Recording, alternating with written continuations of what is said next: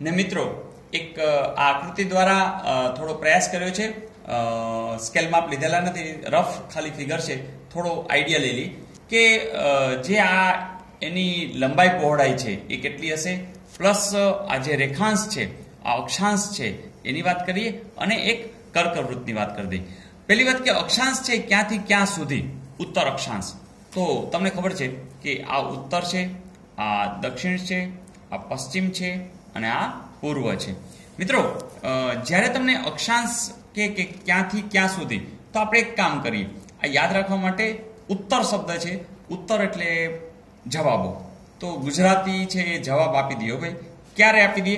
ગમે ત્યારે આપી દે. એટલે કોઈ એક ગુજરાતીને પકડો તો એમની પાસે જવાબો છે જ, રેડી છે. 24 કલાક ગમે ત્યારે પૂછી શકો છો. હા, 7 દિવસ તો તમે જવાબ મળી જ જાય છે. પણ હા, એની ઈચ્છા હોવી જોઈએ. એની વિશ, અંગ્રેજીમાં વિશ કે આપણે ગુજરાતીમાં રાખીએ, એની વિશ હશે તો એ એક ગુજરાતી 24 કલાક જવાબ દઈ શકે છે, 7 દિવસ જવાબ દઈ શકે છે. મિત્રો આ યાદ રહી જશે. 20 અંશ 1 કળા, 24 અંશ 7 કળા. એટલે કે અહીંયા શું આવશે? 20 અંશ 1 કળા અને અહીંયા આવશે 24 અંશ 7 કળા. ઓકે, તો આ થઈ અક્ષાંશની વાત. હવે આવે છે રેખાંશ. તો રેખાંશમાં કેમ યાદ રાખશું? તો રેખાંશમાં આપણે એક કામ કરી, અહીંયા પણ 3 વસ્તુ લઈ લી. ઓકે, રેખાંશ માટે આપણે એવું યાદ રાખીએ, પૂર્વ રેખાંશ. તો આ રીતે આપણે આગળ જઈએ તો પૂર્વ રેખાંશમાં એવું યાદ રાખીએ કે એક સરસ મજાનો તમને ખબર છે પવિત્ર અંક છે 786. ચાલો લખીએ છીએ. 7 એક આ છોડી દઉં છું, 7, 8 અને 6. તો 786 માં છોડી દીધું છે. આ પવિત્ર અંકને લીધે અહીં 4 ચાંદ લાગી જાય. 4 ચાંદ નહીં, પણ આપણે ખાલી 3 જ લઈએ છીએ. રહ્યું, પતી ગયું. ફરીથી 786 ને આ રીતે લખ્યા છે અને 4 ચાંદ એટલે કે એ 3 જ જગ્યા છે. તો 69 અંશ 4 કળા, 74 અંશ 4 કળા. તો મિત્રો યાદ રહી જશે. ફરીથી એક ગુજરાતી, 24 કલાક, 7 દિવસ અને ઈચ્છા એટલે કે વિશ, અને અહીંયા 786 આ રીતે લખ્યા અને ચોગડો ચોગડો અને ચોગડો. તો મિત્રો યાદ છે. આ સિવાય તમને ખબર છે દરિયા કિનારો પૂછે તો કેટલો છે? 1600 કિલોમીટર. હા, તમને આ અંતર પૂછે એટલે કે ઉત્તરથી દક્ષિણ આ જે લંબાઈ છે એ તમને ખબર હોવી જોઈએ 590 કિલોમીટર છે. અને મિત્રો આ જે છે ને એ 90 ઓછી છે એટલે કે કેટલી છે? 500 કિલોમીટર. તો યાદ રહી જશે. મજા આવી ને? મિત્રો કોઈ પૂછે કે સૂર્ય ગુજરાતમાં શરૂઆતમાં ક્યાં ઉગતો જોવા મળે? તો આપણે કહે સૂર્ય તો પૂર્વમાં જ ઉગે. તો આમ જોજો છેવાડામાં ક્યાં છે? તો અહીંયા જે જિલ્લો આવે છે એ દાહોદ આવે છે.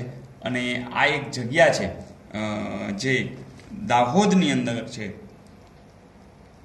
નામ છે ગરબાડા.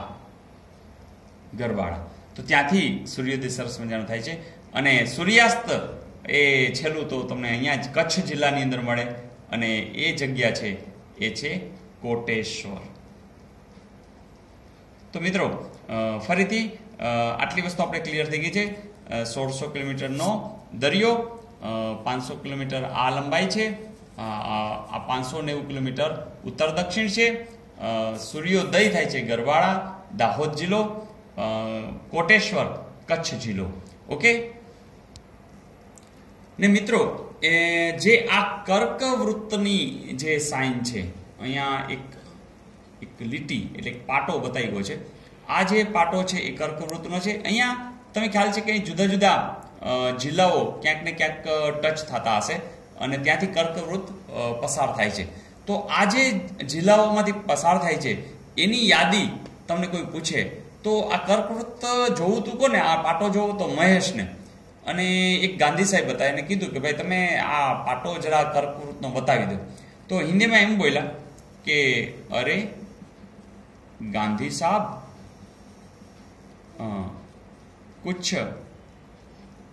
कुछ पाटा कर्क का महेश को दिखलाई. फरीथी शू कीधु? अरे गांधी साहब कुछ पाटा कर्क का महेश को दिखलाई. अहींया कर्क કર્ક એટલે આપણે કર્કવૃતની જ વાત છે. અરે મિત્રો 6 જિલ્લાઓ તમને દેખાઈ જશે. અરે એટલે તરત કહેશો તમે અરવલ્લી. ગાંધી એટલે ગાંધીનગર. સાબ એટલે સાબરકાંઠા. કચ્છ તરત તમે કહેશો કચ્છ. પાટા તરત કહેશો પાટણ. કર્કકા મહેશ એટલે કે મહેસાણા. મિત્રો આ કર્કવૃત માટેના આ 6 જિલ્લાઓ તમને યાદ છે? ક્યારે પૂછે તો આવડી જશે. માત્ર તમે શું યાદ રાખશો? અરે ગાંધી સાहब, कुछ पाटा, कर्क का महेश को दिखलाइए.